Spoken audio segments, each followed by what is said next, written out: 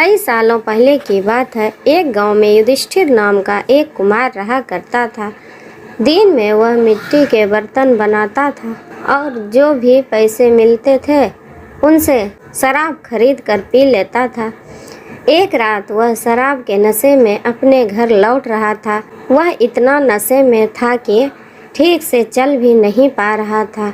अचानक उसका पैर लड़खड़ाया और वह जमीन पर गिर पड़ा। जमीन पर कांच के टुकड़े पड़े थे, जिनमें से एक टुकड़ा उसके माथे में घुस गया। उसके माथे से खून बहने लगा। इसके बाद कुम्हार किसी तरह उठा और अपने घर की ओर चल दिया। अगले दिन जब उसे होश आया तो वह वैद्य के पास गया और पट्टी करवाकर दवाई ली। वैद्य ने कहा, घाव गहरा होने के कारण इसे भरने में समय लगेगा। पूरा भर जाने के बाद भी इस घाव का निशान नहीं जाएगा। इसके बाद कई दिन बीत गए। अचानक उसके गांव में सूखा पड़ गया। सभी लोग गांव छोड़कर जाने लगे। कुम्हार ने भी गांव छोड़कर जाने का फैसला लिया और दूसरे देश की तरफ निकल गया। नए देश में जाकर वह राजा के दरबार में नौकरी मांगने गया। वहाँ राजा ने उसके माथे पर चोट का निशान देखा और सोचा यह जरूर कोई पराक्रमी योद्धा होगा और दुश्मन से लड़ते समय इसके माथे पर चोट लगी होगी। यह सोचकर राजा ने उसे अपने दरबार में एक खास जगह दे दी और उस पर विशेष ध्यान देने लगे।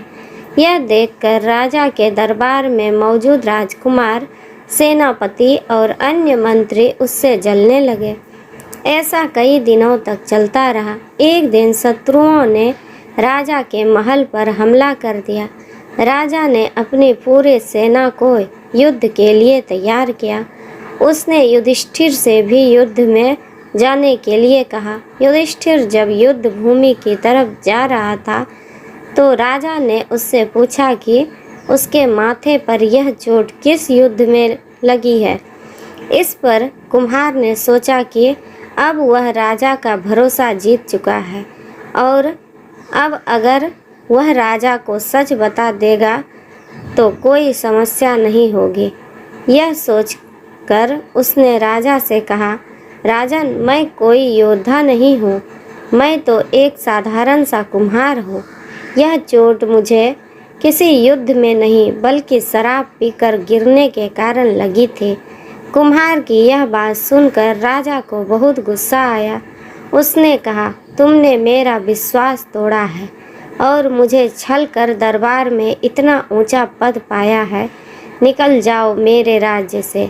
कुम्हार ने राजा से बहुत मिन्नतें की। उसने कहा कि अगर उसे मौका मिले तो वह युद्ध में राजा के लिए प्राण भी दे सकता है। राजा ने कहा, तुम चाहे जितने भी वीर और पराक्रमी हो, लेकिन तुम शूरवीरों के कुल से नहीं हो। तुम्हारी हालत शेरों के बीच रहने वाले उस गीदड़ की तरह है जो हाथी से लड़ने की जगह उससे दूर भागने की बात करता है। मैं तुम्हें जाने दे रहा हूँ, लेकिन अगर राजकुमारों को तुम्हारा राज पता चल गया तो वो तुम्हें मार डालेंगे। इसलिए कहता हूँ कि अपनी जान बचाओ और भाग जाओ। कुम्हार ने राजा की बात मानी और तुरंत उस राज्य को छोड़कर चला गया। कहानी की सीख। इस कहानी से यह सीख मिलती है कि इंसान की असलियत ज़्यादा दिन तक छुप नहीं सकती। एक ना एक दिन राज खुल ही जाता है। थैंक यू दोस्तों, धन्यवाद।